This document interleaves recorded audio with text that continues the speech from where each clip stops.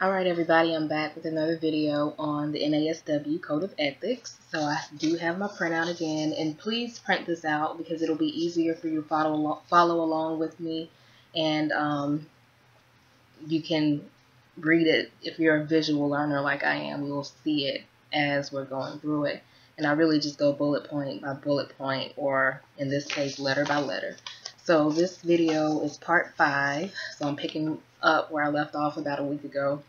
This is part 5, social workers' ethical responsibilities to the social work profession.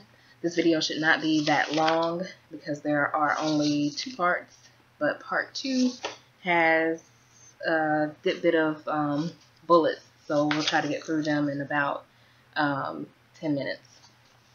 Alright, so part 5, social workers' ethical responsibilities to the social work profession. Now this is a very important section because I do remember having a question on my exam about this, and you need to know this information anyway. And a lot of people are very confused about the evaluation and research section of this. So hopefully I can explain it to you in a way that you'll understand. If you have any questions, you can ask in the comment box below. What else before we get started? Please, please, please like and subscribe, because I'm giving you all of this information for free in return for your likes or your subscription, because I'm trying to grow my channel. So if you would so graciously like and subscribe and pass the word along to your friends about my videos and get them to like and subscribe as well, because I'm trying to get this channel off the ground so I can give you good information for free instead of you having to pay for it. But I do have tutoring as well at $25 an hour, which is negotiable. Alright, enough of that. Okay, so part 1 of Section 5, integrity to the profession. Social workers should work toward the maintenance and promotion of high standards of practice, which we already know. We are professionals and we should practice as such. We also should uphold and advance the values, ethics, knowledge, and mission of the profession. So as social workers, we should always display morals, our values and ethics and knowledge and mission of our profession, which is the well-being of other people, oppressed and vulnerable people. Social workers should protect, enhance, and improve the integrity of the profession through appropriate study and research, active discussion, and responsible criticism of the profession. So we should protect, enhance, and improve the integrity of the profession. So if you see someone who is not being ethical, you need to protect the profession of the social worker, because we don't want people thinking, like they already do, that all we do is take people's children, when that's not true at all. But if you see someone being unethical, being rude, not treating clients with dignity and respect, you need to politely check them.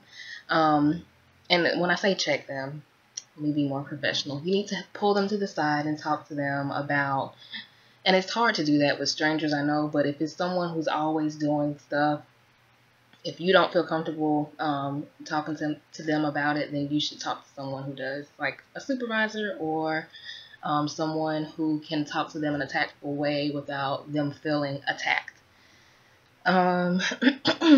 We should definitely always study and research and have conversations with other professionals about our profession so that people can get a better understanding of what social workers are and what we do. Part C, social workers should contribute time and professional expertise to activities that promote respect for the value, integrity, and competence of the social work profession. These activities may include teaching, research, consultation service, legislative testimony, presentations in the community, and participation in their professional organizations. So we need to be contributing our time and expertise to other people in the profession so that we can, I guess, kind of like what I'm doing now, because I mean, I went to the University of South Carolina for my master's degree in social work, and some other people went to some other schools, but they don't know some of the stuff that I know, just like I don't know some of the things that they know that they were taught at their school. So we need to collaborate and help each other learn as much as possible, because graduate school is only for a short period of time, and they try to cram everything in there. And then you also have a life, so sometimes you might miss something. I was in a group on Facebook, and a lady didn't know the difference between empathy and sympathy. And so someone had to break that down. And to me, that's something simple, but, to other people, it may not be. So we need to have conversations and study and research our profession and let other people know about what we find. Social workers should contribute to the knowledge base of social work and share with their colleagues their knowledge related to practice, research, and ethics. Again, kind of like what I'm doing now. I'm sharing with you all for free. I'm not charging you for any of this. So hopefully this is good information, and it'll help you prepare for the exam and for your career as a social worker. And also inspire you to help other people. Let's see. Social workers should seek to contribute to the profession's literature and to share their knowledge at professional meetings and conferences. So if you are an expert in a certain field of our field, say domestic violence or human trafficking or mental illness, if you are an expertise in that area, then share that at conferences. Conferences are always looking for guest speakers and things like that. So share what you know. And also, if you do any research, contribute to the literature.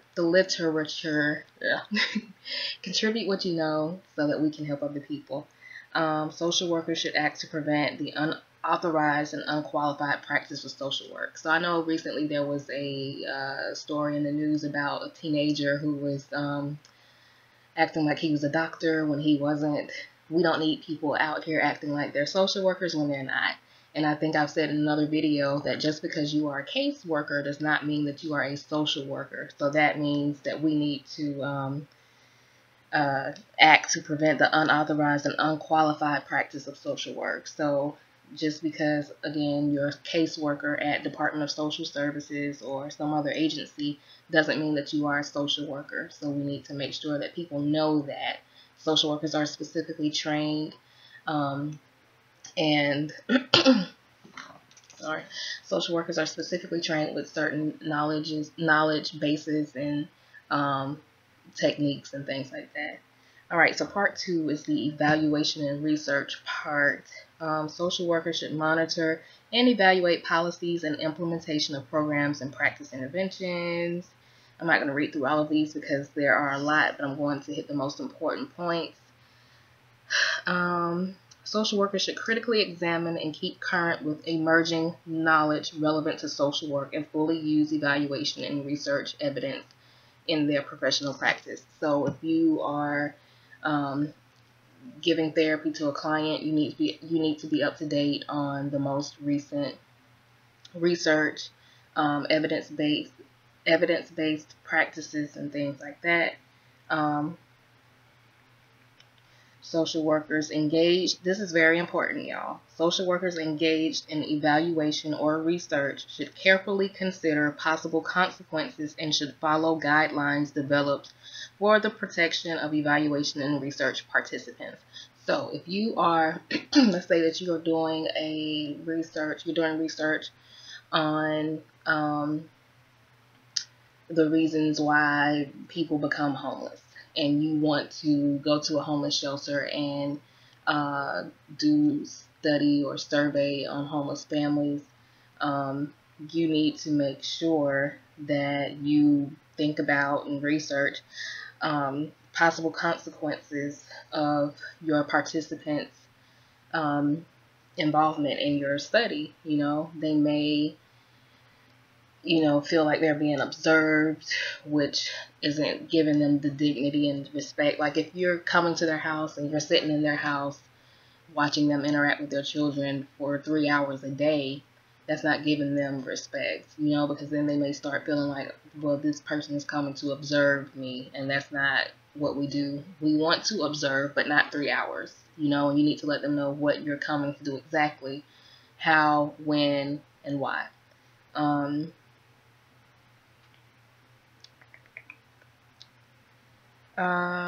Appropriate institutional review board should be consulted, of course. They should teach you this in graduate school in your research class.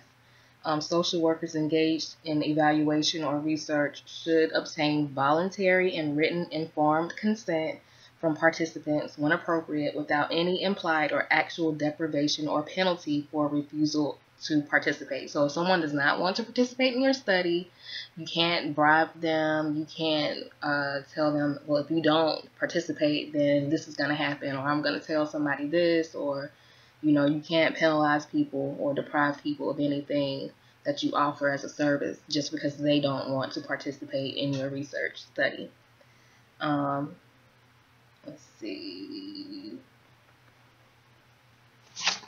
Informed consent should include information about the nature, extent, and duration of the participation requested and disclosure of the risks and benefits of participation in research. So you want to let them know what you're going to be doing, how long you're going to be doing it for, how you're going to do it, and then let them know of any risks and benefits of their participation.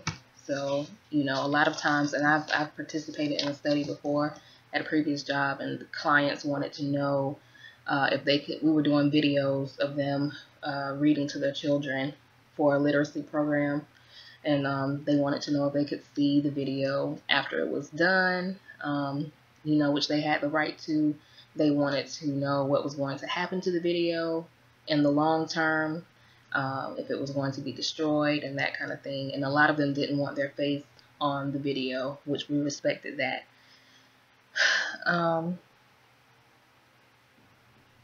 Let's see. When evaluation or research participants are incapable of giving informed consent, and we talked about this in a previous video, you need to get another person to sign off for them or give consent that they can participate, and it has to be someone who they approve of. Social workers should never design or conduct evaluation or research that does not use consent procedures, such as certain forms of naturalistic observation and archival research. So any kind of research or evaluation that you do with a client, it has to be something where they can give consent. So you can't be spying on a client without their knowledge and without their consent, trying to get data for your research. They need to be informed, they need to give you consent, and they need to be aware of what's going on, and they need to give you written consent most of the time. I guess sometimes they can do verbal, but it's better always, everything in writing.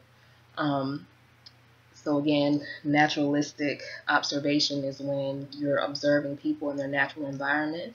And, that has to be, it says, unless rigorous and responsible review of the research has found it to be justified because of its prospective, scientific, educational, or applied value. So, just make sure that you get permission and that you're not just spying on someone, observing people without their knowledge. Social workers should inform their participants of their right to withdraw from the evaluation and research at any time without penalty. So your research duration could be 10 months, and you feel like the most critical point in your research is in the 10th month, but a client could have participated for 9 months, and then at that 9-month mark, they can decide, hey, I don't want to do this. And you're like, oh my gosh, I really need to get them into this 10th month. You can't tell them that they can't withdraw. They can withdraw at any time, and they cannot be penalized for doing so, no matter how much your research needs them to be there in the 10th month, that kind of thing. Social workers should take appropriate steps to ensure that participants in evaluation and research have access to the appropriate supportive services. So if you are working with a population that is homeless, and you know that they have to come to your organization to participate, but they don't have a car, you need to find a way to get them some bus tickets or some kind of transportation to get to where you are. That's supportive services for that family. That's one example. If you're going to be talking to someone and they've given consent that you can talk to them about their past, but you're not doing any therapy, but that conversation may bring up something in their past, you need to make sure that they have access to supportive services. So counseling, or give them a referral somewhere, and it has to be something that they can, afford and be comfortable with. It has to be a good referral. Social workers engaged in evaluation or research should protect participants from unwarranted physical or mental distress, harm, danger, or deprivation. Okay, let's see. Social workers engaged in the evaluation of services should discuss collected information only for professional purposes and only with people professionally concerned with this information. So it's just like I said in one of the other videos, don't go and talk about your clients and their information with other people unless it's relevant to your job. Those people are employed with you or working with you, and it's relevant information that you're sharing with them. Social workers engaged in evaluation or research should ensure the anonymity or confidentiality of participants and of the data obtained from them. That's, again, a given. Always, always, always make sure that the client's confidentiality is protected. Social workers who report evaluation and research results should protect participants' confidentiality by omitting identifying information unless proper consent has been obtained. So that basically means that unless given permission, you cannot identify your client's identity, of course. So you can't do that. You want to use numbers or letters or some kind of code that you can match up and identify the client without using their name or their date of birth or their social security number. Social workers should report evaluation and research findings accurately. They should not fabricate or falsify results and should take steps to correct any errors later found in published data using standard publication methods. So, don't falsify and fabricate your results. That's a given. And again, avoid any conflicts of interest and dual relationships, as always. And then lastly, social workers should educate themselves, their students, and their colleagues about responsible research practices. So specifically and most importantly, you need to educate yourself about research. Okay, so that's all I have for that. If you have any questions, you can leave them in the comment box or send me an email. Again, like and subscribe the videos, and I'm sorry it's so long. See ya.